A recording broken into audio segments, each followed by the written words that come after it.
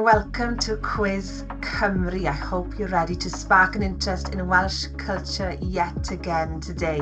Archif Ddarlledu Cymru, which in English is Wales Broadcast Archive, and that represents the vast collection of television programmes that we have here, representing, as I said, BBC Cymru Wales, HTV Cymru Wales, and of course S4C, S4C, Sianel 4 Cymru.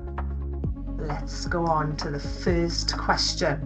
What was the first programme broadcast on S4C? Yes, well done. Super Ted was the correct answer. In which decade did S4C start?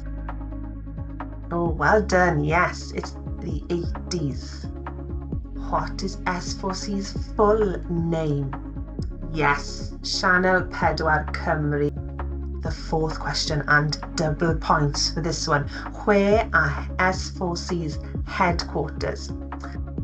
Oh yes, it's moved from Cardiff to Carmarthen.